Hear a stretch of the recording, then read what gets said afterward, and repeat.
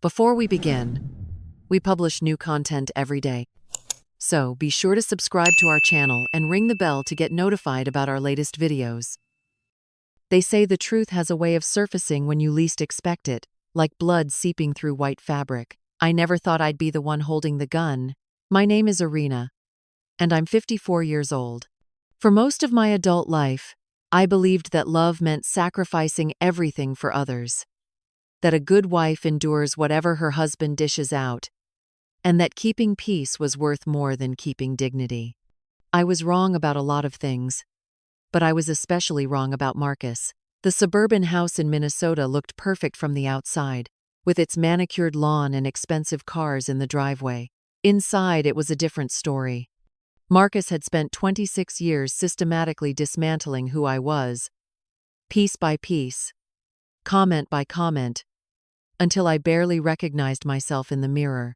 He never hit me with his hands, but his words landed like punches, leaving bruises that nobody could see. I remember the exact moment I realized how far I'd fallen. We were hosting a dinner party, and I was serving wine to his colleagues when my hands started shaking. The crystal glass slipped from my fingers, red wine splashing across the white tablecloth like spilled blood. The room went silent. Marcus looked at me with that familiar expression of disgust and disappointment. "She's always been clumsy," he said to his guests, his voice carrying that particular tone of condescension I'd grown to hate. "I don't know why I still let her handle the good china." The men laughed nervously while their wives avoided my eyes. I stood there in my own dining room, feeling smaller than a child, mopping up wine while my husband entertained his friends with stories of my inadequacies. That night, alone in our bedroom while Marcus snored beside me, I stared at the ceiling and wondered when I had stopped being a person and started being a punchline. The answer came to me in the darkness. It had happened so gradually that I hadn't noticed until it was too late. But there was something Marcus didn't know about me, something I'd kept hidden for 3 years. In my desperation to feel alive, to feel powerful, to feel anything at all, I'd found my escape at the Prairie Wind Casino. The bright lights, the ringing of slot machines, the rush of a winning hand at poker, these things made me feel like I mattered. For a few hours each week, I wasn't Marcus's disappointing wife. I was just Arina, making my own choices, taking my own risks. The problem with gambling, I learned, is that the house always wins in the end. By the time Marcus discovered my secret, I had lost $400,000 of our retirement savings. $400,000 that represented his future security, his comfort, his carefully planned golden years. The morning he found out, Marcus didn't yell. He did something worse. He smiled. It was the cold, calculating smile of a man who finally had the ultimate weapon to use against me. He spread the bank statements across the kitchen table like evidence in a murder trial. "Look at this," he said, his voice eerily calm. "My own wife, stealing from me like a common thief. You've gambled away our entire future, Arina. Our savings, our security. Everything I've worked for." I tried to explain. To tell him about the suffocating loneliness, about feeling invisible in my own life, about needing something that was mine alone. But Marcus wasn't interested in explanations. He was interested in punishment. "From now on, you don't get a penny without my approval," he said, taking scissors from the kitchen drawer. One by one, he cut up every credit card I owned, the plastic pieces falling to the floor like confetti at a funeral. "You want to act like a child? I'll treat you like one." For weeks after that, I lived like a prisoner in my own home. Marcus monitored every expense, questioned every purchase. I had to ask permission to buy groceries, to get my hair done, to purchase the small things that make life bearable. The casino became nothing more than a memory. But so did every other fragment of independence I'd once had. The breaking point came 3 months later when Tommy Castellano called me. Tommy was a loan shark who operated out of the back room at Prairie Wind. In my darkest gambling days, when the credit cards were maxed and the bank accounts were empty, I'd borrowed $5,000 from him. It seemed like nothing at the time, just a temporary solution until my luck changed. But Tommy's interest rates weren't posted on any sign. and 5,000 had become 15,000 faster than I could count. Mrs. Morrison. Tommy's voice was soft but menacing over the phone. We need to talk about your debt situation. It's becoming problematic. When Tommy Castellano says something is problematic, it means broken bones are in your near future. I knew I had to get that money, and I knew there was only one place to get it. With my heart pounding, I approached Marcus in his study where he was reviewing quarterly reports. Marcus, I said, trying to keep my voice steady, I need your help with something. He looked up from his papers with that familiar expression of annoyance, as if my very existence was an interruption to his important work. What now, Arina? I need $15,000, I said quietly. It's important. It's an emergency. Marcus leaned back in his leather chair, and that cold smile spread across his face again. An emergency? Let me guess. More gambling debts? More of your pathetic attempts to feel important? Please, Marcus. These people, they're not like the casino. They're dangerous. He stood up and walked to his safe, spinning the combination with deliberate slowness. I felt a flutter of hope until I saw what he pulled out. It wasn't money. It was a gun. A small silver pistol that gleamed under the desk lamp like a piece of jewelry. You want money? Marcus said, placing the gun on his desk between us. Or maybe you'd prefer an easier solution? Remember that pathetic attempt at suicide you made 5 years ago? The pills, the dramatic note, the whole performance? You obviously didn't have the courage to see it through then. Maybe this time you could do it right. I stared at the gun, my hands trembling. 5 years ago, in the depths of depression and despair, I had swallowed a bottle of sleeping pills. Marcus found me in time, called the paramedics, played the concerned husband at the hospital. But later, in private, he'd made it clear that my suicide attempt was just another example of my weakness, another embarrassment he had to manage. Now he was offering me a gun like it was a gift.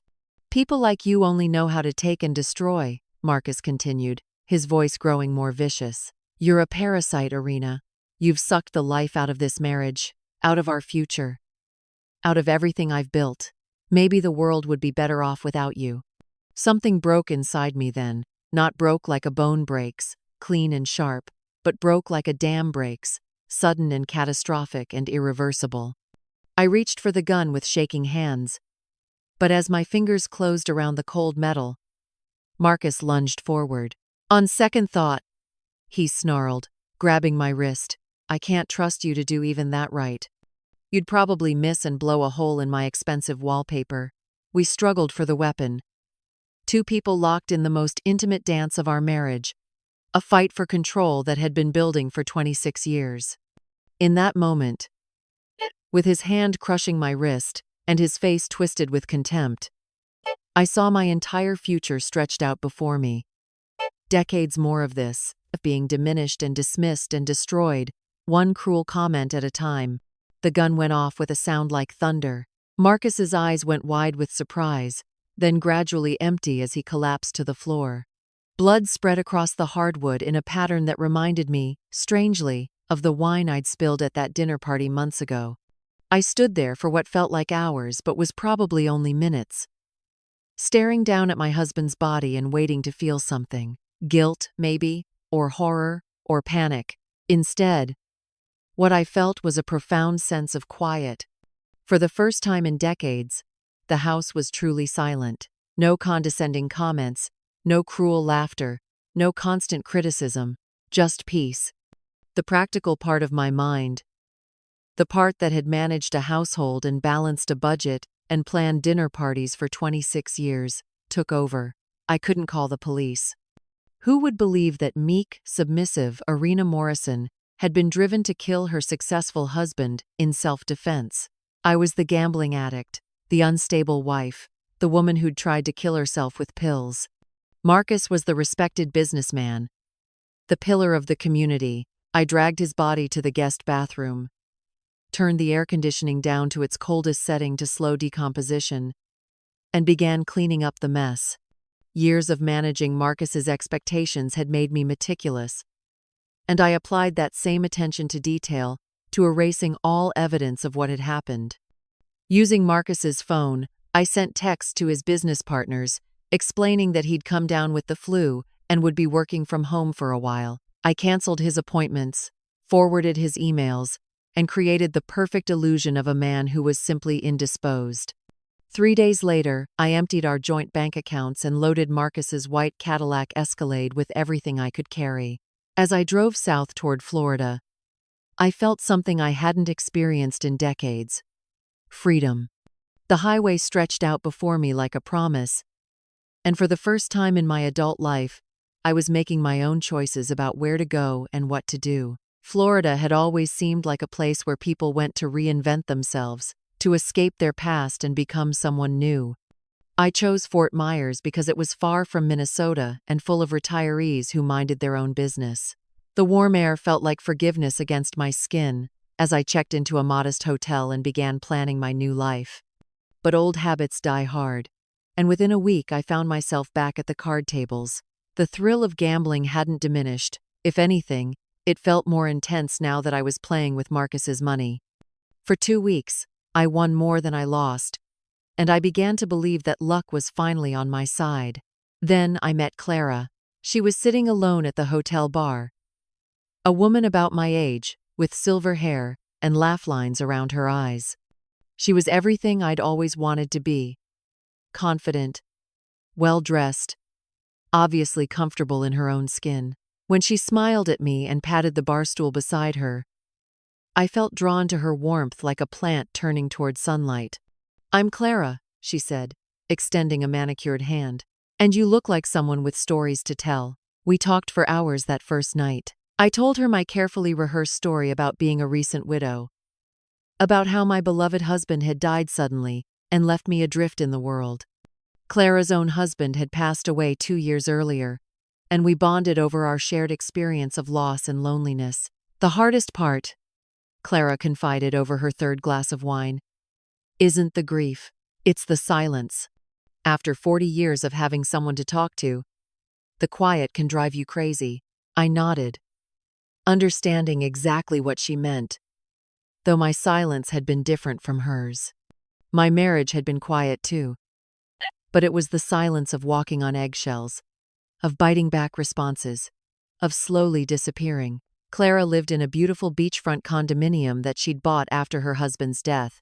It was everything I'd dreamed of: airy and bright, decorated with art she'd chosen herself, filled with books she actually wanted to read. When she invited me to stay with her instead of paying for hotel rooms, I accepted gratefully. For 3 weeks, I lived the life I'd always wanted. Clara and I went to art galleries and took long walks on the beach. We cooked meals together and stayed up late talking about everything and nothing. She treated me like an equal, valued my opinions,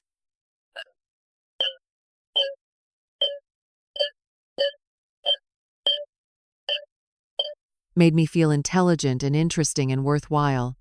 But the money was running out faster than I'd expected, and the old familiar panic was setting in. I'd lost heavily at the poker tables the previous week, and my carefully hoarded cash reserves were dwindling. I needed a more permanent solution, a way to maintain this wonderful new life I'd built. The idea came to me gradually, like a photograph developing in a dark room. Clara and I looked remarkably similar. Same height, same build, same general coloring. Her driver's license photo could have been me on a good day. She had money, property, a clean identity that no one would question. She had everything I needed to disappear completely from my old life. The night I made my decision, Clara was particularly happy. She'd received a check from her late husband's life insurance policy as final settlement that had taken 2 years to process. She was talking about taking a cruise, maybe visiting her sister in California, making plans for a future that suddenly seemed possible again. "You know what, Arina?" she said, pouring us each another glass of wine. "Meeting you has been such a blessing.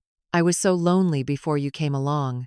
It's wonderful to have a real friend again." Her words should have stopped me. They should have reminded me that Clara was a human being, with her own dreams and fears, and people who loved her. Instead, all I could think about was how easy it would be to become her, to slip into her life like putting on a perfectly fitted dress.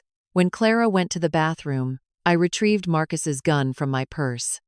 It had become a talisman of sorts, a reminder that I was capable of taking control when necessary. I waited until she came back, until she settled into her favorite chair with her wine and her contented smile. "Clara," I said softly, "I need to tell you something." She looked up at me with those trusting eyes, and I almost lost my nerve. Almost. But then I thought about Tommy Castellano and his threats, about returning to Minnesota and the investigation that would surely come, about spending the rest of my life in prison for killing Marcus. I shot her twice in the chest, quick and clean. She died with a look of confusion rather than fear, as if she couldn't quite process what was happening. I told myself that was better, that she hadn't suffered, hadn't had time to feel betrayed. Moving Clara's body was harder than moving Marcus's had been. She was smaller, but dead weight is dead weight, and I wasn't as young as I used to be. I managed to get her into the bathroom and covered her with towels, then turned the air conditioning down just as I had at home. The next morning, I called the hotel front desk using Clara's voice and accent, extending my stay for several more days. I spent the afternoon going through her papers, memorizing the details of her life, practicing her signature until I could forge it perfectly. Clara's Acura was newer than Marcus's Cadillac, and I felt a pang of something that might have been guilt as I loaded my belongings into her car. But guilt was a luxury I couldn't afford. I had a new identity to inhabit, a new life to build. I drove west, staying ahead of any possible investigation, using Clara's credit cards sparingly and always in different cities. But old habits are persistent, and despite my best intentions, I found myself stopping at casinos along the way. The combination of stress and opportunity was too much to resist. In Louisiana, I hit a spectacular winning streak at a poker tournament. For one glorious night, I was up by $40,000, feeling invincible and clever and blessed by fortune. It was exactly the kind of high that had gotten me into trouble in the first place, and I should have recognized the warning signs. Instead, I celebrated by booking a suite at an expensive hotel in New Orleans, paying with Clara's credit card, without thinking about the digital trail I was leaving. It was a mistake that would cost me everything. 2 states away, a tenacious U.S. Marshal named Jake Reed was connecting dots I didn't even know existed. He'd been investigating Marcus's disappearance, following financial records and witness statements, building a profile of a woman who had vanished at the same time as $400,000. When Clara's disappearance was reported by her concerned sister, Jake noticed the similarities immediately. I learned about Jake's investigation the hard way, when I was arrested at a casino in Texas while playing what I thought would be my last hand before crossing into Mexico. The handcuffs felt surprisingly light on my wrists, as if I'd been wearing invisible ones for so long that the real thing was almost a relief. But the moment that truly broke me wasn't the arrest. It wasn't even the murder charges or the media attention or the prospect of spending the rest of my life in prison. It was when Clara's daughter Isabella came to see me before the trial. Isabella was 32 years old, a software engineer with her mother's warm eyes and gentle smile. She sat across from me in the visiting room and studied my face with a mixture of curiosity and pain that was difficult to bear. "I need to understand," she said quietly. "My mother was kind to you. She invited you into her home, treated you like family. Why did you kill her?" I wanted to explain about Marcus, about the years of abuse and the crushing debt, and the impossible choices I'd faced. I wanted her to understand that I hadn't set out to become a killer, that circumstances had pushed me beyond what I thought I could endure. Instead, I found myself really looking at Isabella for the first time, seeing not just Clara's daughter but Clara herself, as she must have been 30 years ago. I saw the life I'd cut short, the relationship I'd destroyed, the future I'd stolen not just from Clara but from everyone who loved her. "I was afraid," I said finally. "And when you're that afraid, you stop seeing other people as real. You only see what you need to survive." Isabella nodded as if she understood, though I knew she couldn't really. Not completely. "The thing is," she continued, "my mom talked about you every time we spoke on the phone those last few weeks. She said meeting you had changed her life, made her feel less alone.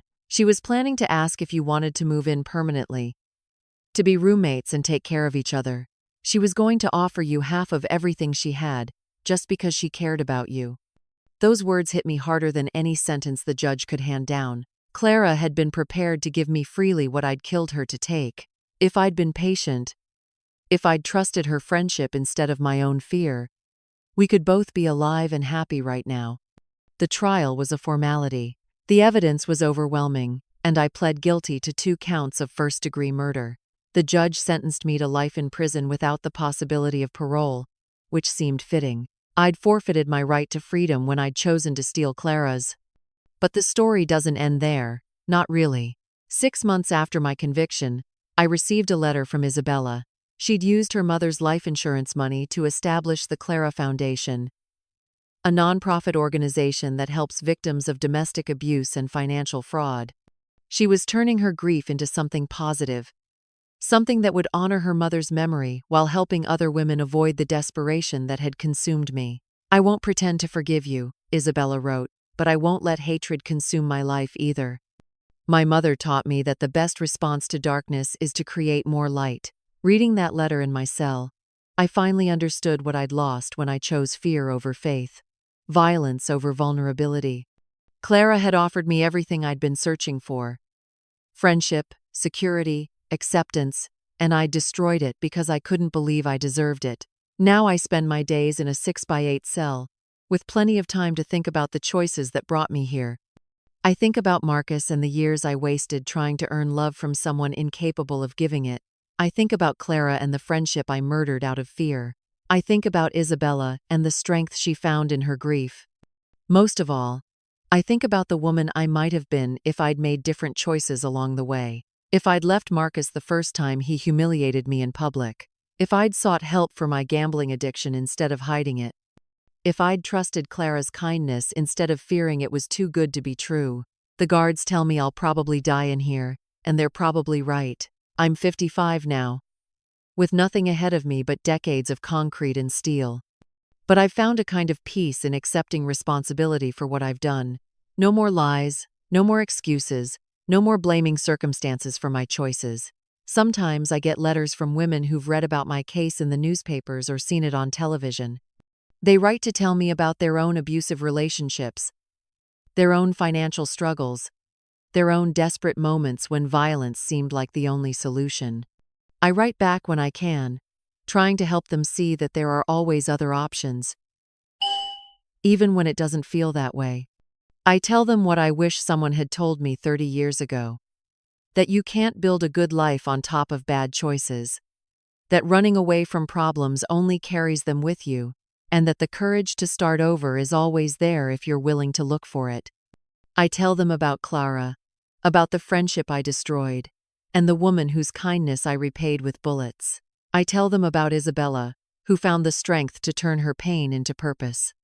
I tell them that it's never too late to choose differently, as long as you still have choices to make. My story is a cautionary tale, a reminder of how far someone can fall when they let fear and desperation drive their decisions. But it's also proof that even the worst mistakes can become lessons, that even the deepest regrets can eventually transform into wisdom. I can't bring back Marcus or Clara. I can't undo the pain I've caused or the lives I've destroyed. But I can tell my story honestly, without excuses or justification, in the hope that someone else might recognize themselves before it's too late. The truth has a way of surfacing when you least expect it, like blood seeping through white fabric. Sometimes that truth destroys everything you thought you knew about yourself. Sometimes it's the only thing that can set you free.